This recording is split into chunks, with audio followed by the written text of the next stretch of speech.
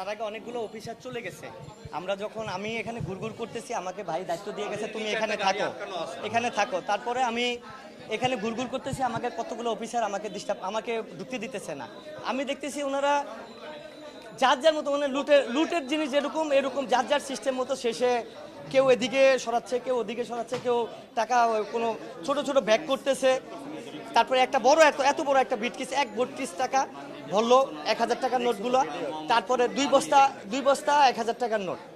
তারপরে আপনার যেগুলো 500 টাকা 100 টাকার নোট ওনারা গণতেছে আমাদের সামনে 5 টাকার নোট, 10 টাকার নোট, 20 টাকার নোট, এগুলো গুনে গুনে এন্ট্রি করতেছে। কিন্তু মূলত যেই 1000 টাকার নোট একদম মিনিমাম ওখানে 20 কোটি টাকার কম হবে না আমার যেটা ধারণা। আমি তো জাস্ট একটা ব্যবসা করি ছোটোখাটো, আমি টাকা দেখলে আমি বুঝতে পারি এখানে কত টাকা আছে।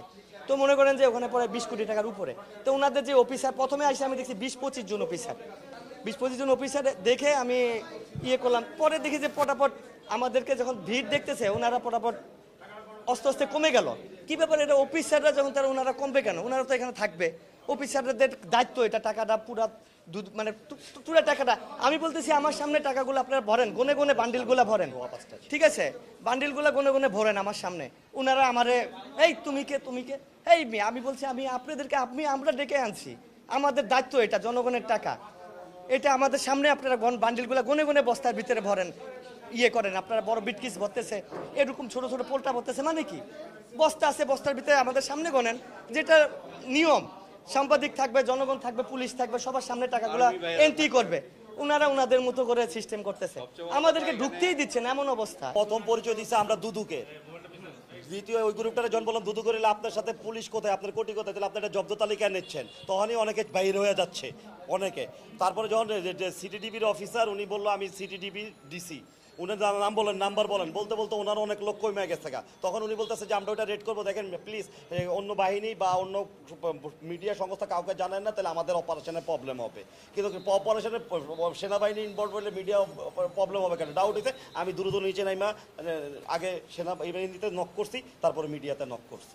অনেক লম্বা লম্বা অনেক লোকই ঢুকতেছে, সাদা গাড়ি নিয়ে আসতেছে, কেউ কেউ পাজারো নিয়ে আসতেছে, বিভিন্ন জায়গায় গাড়িগুলো রেখে ওনারা উপরে উঠছে। তখন ভাইদেরকে আর কি বের করে দিছে। তারপরে যখন ভাই এসে আমাকে বললো যে এখানে একটা ইলিগাল অ্যাক্টিভিটি হচ্ছে, তুমি আর্মিদেরকে খবর করো। তখন আমি সাথে সাথে আর্মিদের শেরে বাংলা যে হটলাইন নাম্বার সেখানে ফোন দিই।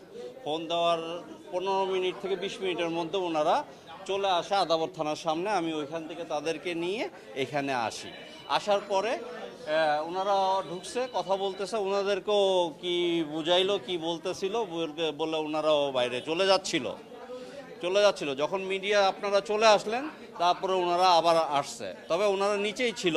ওনারা বলছে আমরা আসছি, সমস্যা নেই। এটা আর্মিরা অন্তত ওনারা না থাকলে ওনারা এগুলো পাস করে ফেলতো, আর্মিদের কারণে ওনারা পাস করতে পারে না।